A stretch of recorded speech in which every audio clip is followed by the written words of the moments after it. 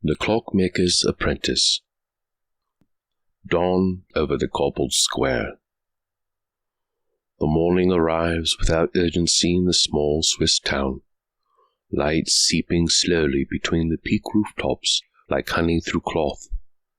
The cobblestones hold the coolness of night still, their surfaces smooth and grey beneath the soft wash of early sun. Somewhere in the distance, a rooster calls once, and falls silent, as if understanding that this hour belongs to the quieter things. The apprentice walks these streets as he has for months now, his footsteps the only sound save for the gentle whisper of wind through the narrow passages between houses. His breath forms small clouds in the crisp air. Each exhale a brief ghost that dissolves into the growing light.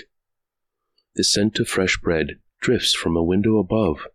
Someone has risen even earlier than he, kneading dough in the blue hour before dawn.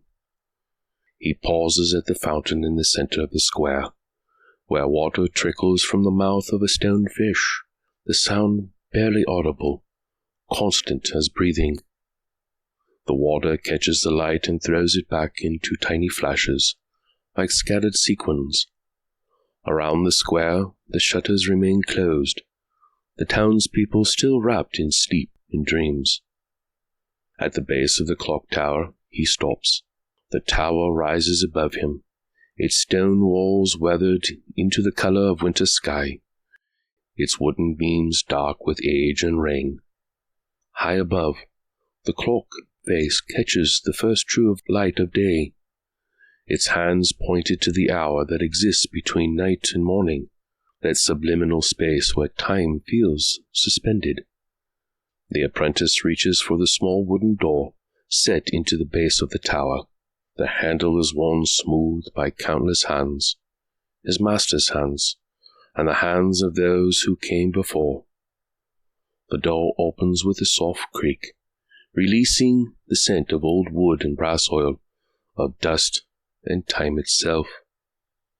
He steps inside, and the door closes behind him with the softest whisper of sound.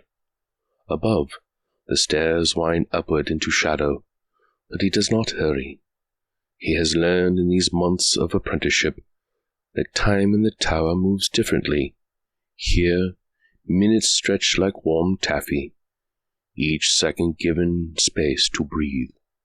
The wooden steps are worn in the center from decades of use, smooth and slightly concave where feet have passed. His boots almost make no sound as he climbs, one hand trailing along the stone wall, feeling the cool, solid presence of the tower around him. Dust motes dance in the thin shafts of light that filter through the small windows, moving with a grace that speaks of undisturbed air, of space held sacred by silence. Halfway up, he pauses at a narrow window and looks out over the square below. The fountain continues its quiet song. A cat picks its way delicately across the cobbled stones, pausing to sit and clean its paw in a patch of sunlight. The world below is waking slowly, gently, without haste. He continues upward, feeling the air grow warmer as he climbs.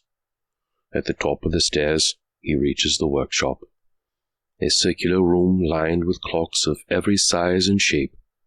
Some tick loudly, others whisper, a few remain silent, waiting for attention. The sound is not chaotic, but layered, like listening to rain on different surfaces, each droplet distinct, yet part of a greater whole.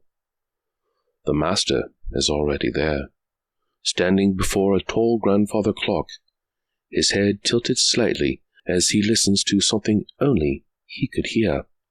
He does not turn when the apprentice enters, but raises one hand in acknowledgement, a gesture as soft as the settling of a leaf. Inside the tower of quiet gears, the workshop wraps around them like an embrace, circular walls lined with timepieces that tick and whisper in their own particular rhythms. The scent of brass oil hangs in the air, mixed with cedar from the wooden cases